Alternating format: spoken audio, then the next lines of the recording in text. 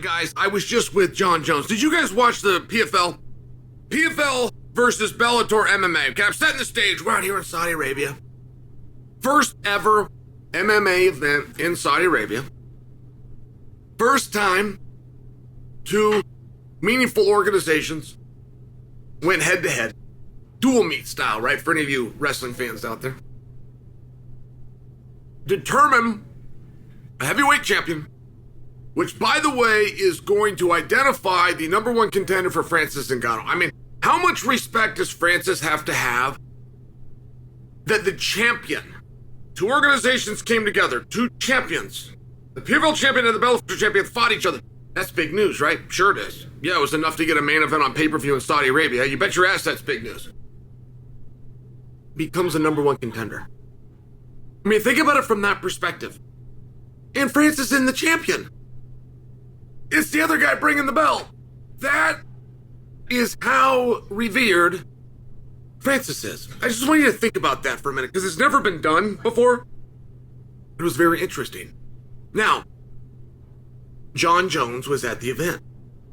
So, I have not seen Jon Jones in person for a meaningful amount of time. 6 years? Yeah. Well, right in there, in person. So, Jon comes up, and we are interviewing him live. Now, when he comes up, he has the dress, the attire, traditional attire. I say it from that perspective because I didn't know who it was at first. I didn't know. I'd look, oh, that's Jon Jones. Next thing you know, we're interviewing him. And Jon can go a couple of different ways with me. I must have caught him in a pretty good mood, because he was a very fun interview. And if you guys did not see it, I just want to recap it. But I want you to be able to picture the scene, okay? We're at an event. So if you guys haven't seen this, just go ahead and just picture a UFC. We're cage side, okay? We come over to do an interview that is designed to go to the broadcast audience. And it does, but they also turn on sound in the house. So now the whole arena can hear the interview. Extremely relevant that you're picturing this story as you listen to it. Because in the arena, and not far away, is Francis Ngannou. And by the way, he's with his coach, friend, and mentor, Mike Tyson. So, would you think that's a level of intimidation? I mean, Jon Jones is a guest out here. Francis starting to be at home. 30 yards behind where Francis sat was the geographical location that Francis fought Fury, and the same location where Francis will fight Joshua. They know him here. He's got relationships. He knows people. Jon's a guest. He comes in. So, he's probably not going to say anything about Francis, right? Well, Sean pushed him. Sean said, hey, Jon, you want to fight Francis? And Sean was attempting to make a different point. And Sean's point was, if you and Francis want to fight, you can. And we've already got the yes from Francis, but I want to hear it from your mouth. It was more of this type thing. Jon navigated this so well. So, hold that. It really doesn't matter what Jon said. I'm setting the table to get you to this. I asked Jon. I said, Jon, let me ask you a question you might be a little more comfortable answering. Let's keep talking about Francis, but let's put him against Anthony Joshua. A boxing match coming up. Who do you think's going to win? Very simple question, right? That doesn't commit anybody to anything. That's not talking trash. That's not challenging of anybody. Jon said, Joshua. And there's a lot on that.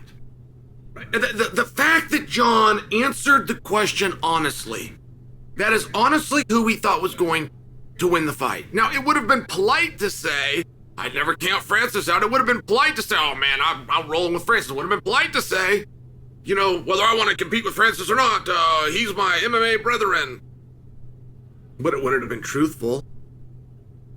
Jon thinks that Joshua is going to win the fight. He answered the question. I'm telling you that because that earns credibility, particularly in the moment.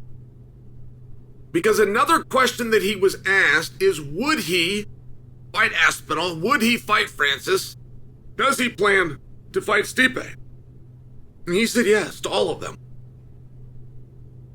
He didn't offer an excuse. He didn't say I'm hurt. He didn't say somebody else has to work out those contracts. He just answered the question. And I thought it was very endearing if you did not see it. Because there is a narrative out there on Jon that Jon is going to fight Stipe, but only Stipe because he's scared, and then fill in the blank. I mean, initially he was scared, and it was Sergey Pavlich. He then accepted Sergey Pavlich as a backup fighter, which means he agreed to fight Sergey Pavlich should that arise. So that kind of took the wind out of the sails of the haters. And by the way, I lead the march on haters, but like just because I had a nice interview with Jon doesn't mean we've made up. Not at all. But if I'm going to get him, I'm going to get him with accuracy. Right? I got a code too. And my code is you got to tell it the way that it happened. And if you want to become a hater out of that, you go right ahead. But that's the ammunition that you have to use. And the oldest one in the book is to take a stud, big hoss like Jon, and then say he's scared. Go ahead and do it. But now you're outside of the code because you're not accurate.